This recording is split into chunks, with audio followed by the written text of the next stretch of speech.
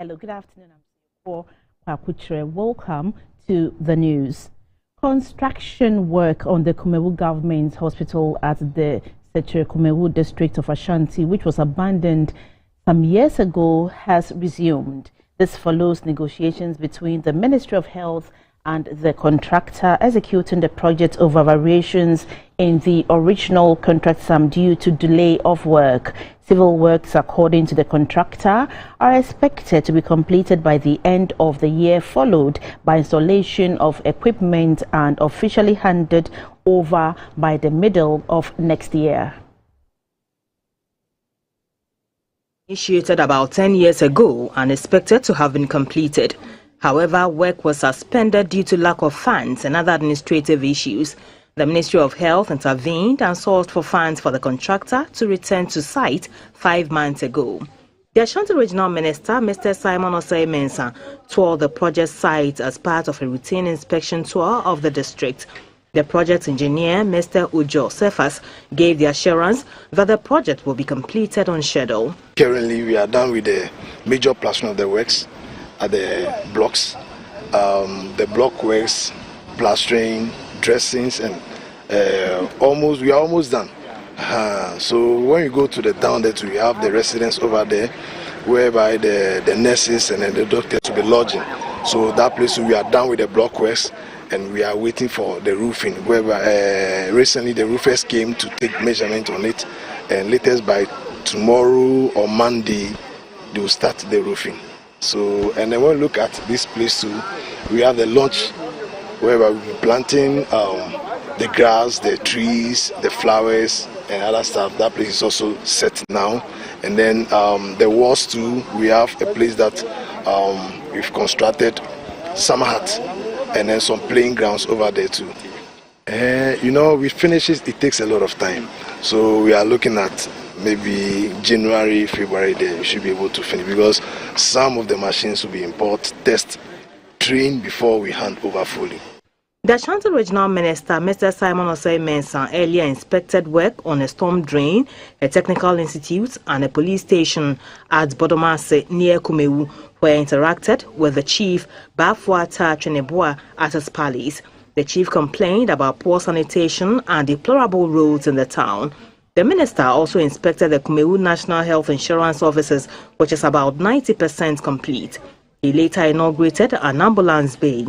Mr. Osei-Mensah assured the chiefs and people of the area that work on the Dwabene-Fiduase Kumewu Highway will soon resume after negotiations with the contractor who has left the site. I'm impressed with the work that they've done, the quality and the rate at which they are moving. I'm highly impressed with it. They have also promised that by the end of December this year, they will be done with the civil work or the structural work. And then they will need about 4 months for the installation of equipment. And then we'll move on to training of the staff. And we hope by the end of December next year, definitely that hospital will be operational.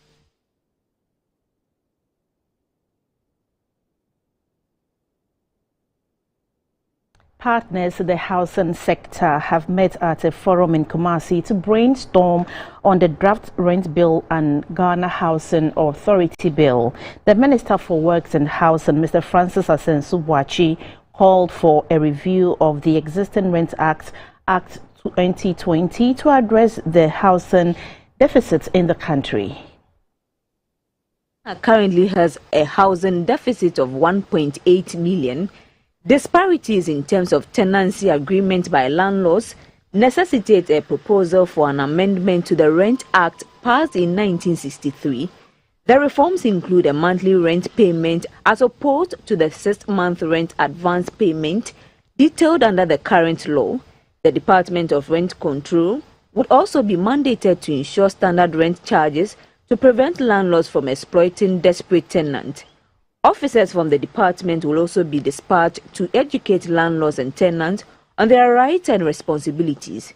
The seminar on the draft rent bill and Ghana Housing Authority Bill 2022 was organized in Kumasi by the Faculty of Law at the Kwame Nkrumah University of Science and Technology in conjunction with the Ministry of Works and Housing.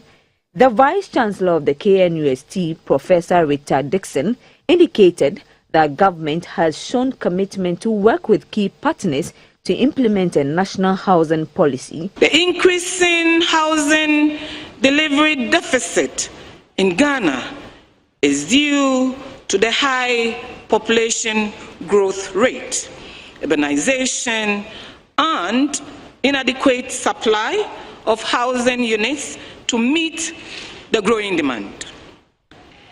To say that this is an event of national interest is indeed an understatement.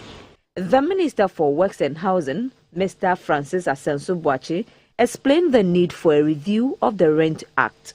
The new act is intended to safeguard the rights of vulnerable tenants who have been outpriced by the uncontrollable highs in the cost of rental accommodation in the country. The government is in the process of establishing a national rental assistance scheme. The establishment of this scheme, Madam Chairperson, is meant to address the short to medium-term market failures in the rental segment of the housing market. This will be done in partnership with the private sector to provide low-interest loans to eligible Ghanaians to enable them pay rent advance. Brigadier General Matthew Essien has taken over as the General Officer commanding the Northern Command, headquartered in Tamale in the Northern Region. He is the 5th General Officer commanding the Northern Command since its establishment in 2014. At a handing over ceremony in Tamale, the outgoing officer commanding Brigadier General Mohammed Moses Ayi lauded staff of the command for their support in promoting the peace and stability of northern Ghana. The Northern Command was promulgated in September 2014 but started work in November 2016 with the handing over of the 6BN and Air Force and the Airborne Force. The command has defense responsibilities for the 5 regions up north. The command has over the years worked to ensure the peace and stability of northern Ghana. It has been training and sharpening the skills of officers against the threat of violent extremism, which is expanding southwards from the Sahel region. Addressing the Durbar organized in honor of the outgoing General Officer commanding the Northern Command, Brigadier General Mohammed Moses Ayi commended the officers for their support and urged them to accord the incoming leader similar support. During my tenure of command, Northern Command saw an expansion with the creation and deployment of 10 and 11 mechanized battalions to take care of the 2 upper regions. The 2 units continue to see steady increase in manpower to bring them up to their established levels. I have also been fortunate to see the establishment and deployment of 155 Armored Regiment in the AOR. I must commend all the commanding officers of these units, together with the commanding officers of 6th Battalion and 69 Airborne Special Forces, for their dedication and resilience. The new General Officer commanding the Northern Command, Brigadier General Matthew Essien, emphasized that the command will continue with its counter-terrorism efforts. Our focus is still going to be on terrorism in the north, which is #1 priority. But we shouldn't lose sight of the fact that we have other internal threats too. Because if you don't resolve the internal threats, it gives way for people coming from outside to also come in. Brigadier General Matthew Essien joined the Ghana Military Academy in 1987. After completing a 12-month training at the Royal Military Academy in the United Kingdom, he was commissioned into the 1st Signal Regiment as a troop commander. Brigadier General Matthew Essien has held several command and staff appointments prior to taking over as the General Officer commanding the Northern Command. These include Acting and Deputy Director of Communications, Director of Operations and Training, Deputy Director General and Director General at the Defense Communications and Information Systems. He further served as the Deputy Commanding Officer of the Ghana Battalion 5 in the Democratic Republic of Congo as well as the commanding officer of the Ghana Battalion 7 in Liberia. The country's Bono East region is rich in diverse tourism attractions such as nature, antiquity and culture, needing a professional touch for enhanced marketing and promotion. One of such undeveloped tourist sites is the Bonomanso Waterfalls in the Nkranza North Municipality. Our Bono East regional correspondent Samuel Ayama brings us sights and sounds from this location. In every region of the country, including the Bono East region, there are many untapped tourist sites with the potential of raking in the much-needed domestic and international tourist receipts. The uniqueness of the Bono East region, home to diverse cultures, art forms, vast and suitable landscape, as well as a reservoir of warm and hospitable people, are necessary ingredients for the tourism menu. Exploring these are believed to be good for tourism development and any other industrial developments to create suitable jobs. The Bonomanso Waterfalls is located on the Techima-Kintampo Highway in the Nkranza North District. Unlike other falls, this is unique as it flows into a quite big pool with rocks around it. The height is about 4 meters. Around the falls are seats for tourists. Almost every weekend, this location comes alive with various activities. Residents in Bonomanso want the local authorities to seek the support of relevant agencies to put the tourist sites in their jurisdictions in good shape. The Queen Mother for Bonomanso, Nana Buahin Akuya Ousia Adiomi III, believes developing the tourist site will help to boost both the local and the national economy. The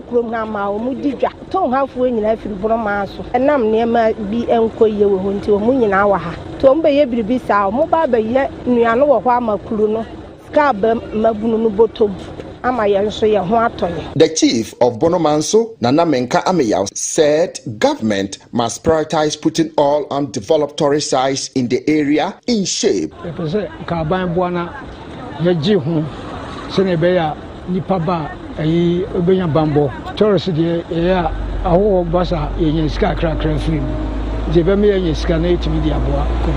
The Bono East and Ahafo Region's Director of the Ghana Tourism Authority, Mr. Joseph Piaget, said the Bonomanso Waterfalls is strategically located and could easily attract investors to develop it for the needed patronage. He suggested facilities at the site, including toilets, a properly demarcated car parking area, reception, souvenir shop, and recreational center to meet international standards. The Bonomanso plunge pool is very, very beautiful waterfall, which ought to be added value to, so that when it receives enhancement, revelers can come and they continue to Kintampo, Mole, and to Paga or the entire Northern Enclave. So I think it's worth developing. The technical advisor, Ghana Tourism Development Project of the Ministry of Tourism, Arts and Culture, Professor Gabriel Shen, said the government is working on developing all untapped tourist sites in the country. For your information,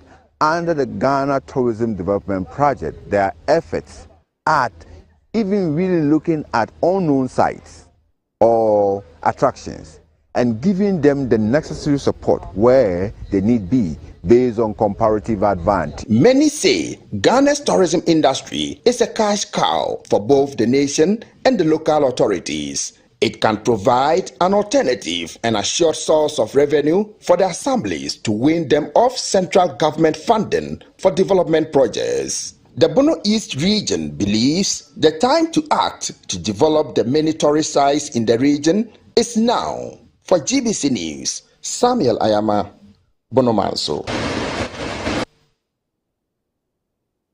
And now let's move to the central region. Some partners in the fisheries sector have petitioned the Minister for Fisheries and Aquaculture Development about licenses granted to some industrial trawlers. According to the aggrieved members, granting of additional licenses to the trawlers contravenes an approved draft of the Marine Fisheries Management Plan 2022 to 2026, which proposes a 3-year moratorium for new trawlers. The proposed moratorium for new trawlers is to check overfishing in the country's waters. Overfishing depletes the population of adult fish and also affects species, including small pelagic fish such as sardinella and chub mackerel, which are the lifeblood of coastal communities across the country. Partners in the sector are of the view that granting new licenses to foreign trawlers could erode efforts at checking illegal fishing practices.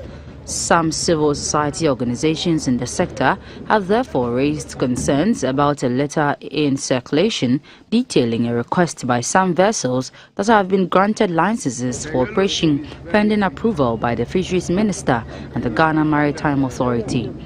The organizations, including Environmental Justice Foundation, Chris Development Organization, Friends of the Nation, Hen Mpoano Development Action Association, Canoe and Fishing Gear Owners Association, are asking the Minister for Fisheries and Aquaculture to exercise due diligence on ownership of the trawlers, flagging and previous license acquisition.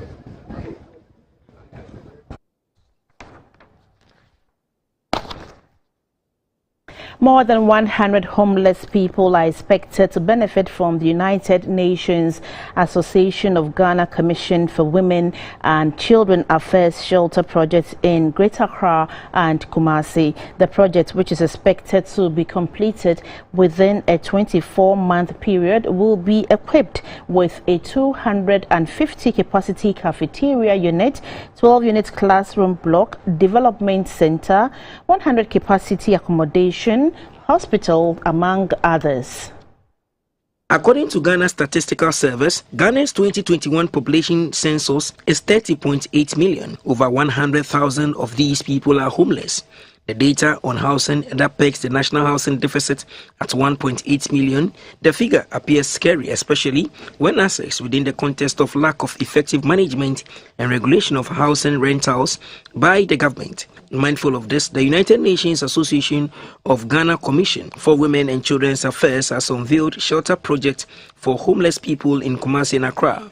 The association's communications officer, Judy Irabana Kwame, said the facility also consists of a 60-bed capacity health center, facility management unit, early childhood development center, vocational and technical training center with a STEM, science, technology, engineering and mathematics lab, among others. We are not just seeking to give our beneficiaries shelter.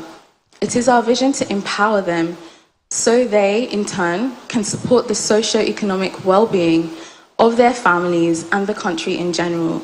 The UN Peace Ambassador, Reverend Atta Bedu Simon, said homelessness impacts the development of every society negatively, including crime and workforce. The role that United Nations of Ghana Commission for Women and Children Affairs continue to play significant advocacy role in championing the cause of women and children beyond the erotic the United Nations of Ghana Commission for Women and Children.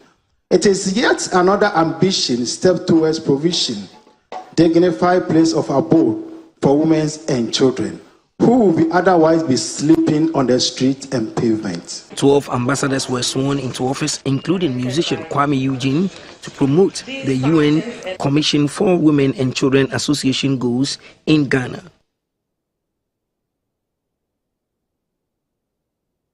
The Okankwe North Municipal Assembly, in collaboration with the Greater Accra Resilient and Integrated Development Project, GARID, have organized a cleanup exercise at Alugboshi in Accra. The exercise is to sensitize residents on the importance of keeping the community clean and also complement efforts made by city authorities to reduce indiscriminate dumping of refuse in the capital. The residents of Alugboshi were mobilized to undertake the cleanup exercise organized by the Okankwe North Municipal Assembly. The assemblyman, Mr. Leroy Chamusa, said the rationale behind the initiative is to put an end to open defecation, indiscriminate dumping of refuse, and also to control flooding whenever it rains. The solid waste management expert on Garrett project, Madam Herinta Osetutu, said they are working to clean communities along the Odo River and also educate residents on the importance of keeping the environment clean. So this activity is just focused for today. We are looking at improving the collection and solid waste at the generation points because we are in Alugboshi community. So we are doing this cleanup exercise to sensitize the community members on the need to improve the cleanliness in their surroundings and around the places that they live in. Today our activity is focused in the Odo channel. The Odo passes directly through Alugboshi community, so we are focusing more on the channel and also on hotspots where refuse have gathered for quite significant amount of time. So that's where our activities are focused on today. The assemblyman advised the general public to clean their surroundings in order to prevent flooding, especially in low-lying areas. If you missed some of the past week's major stories, there is an opportunity to catch up in pictures.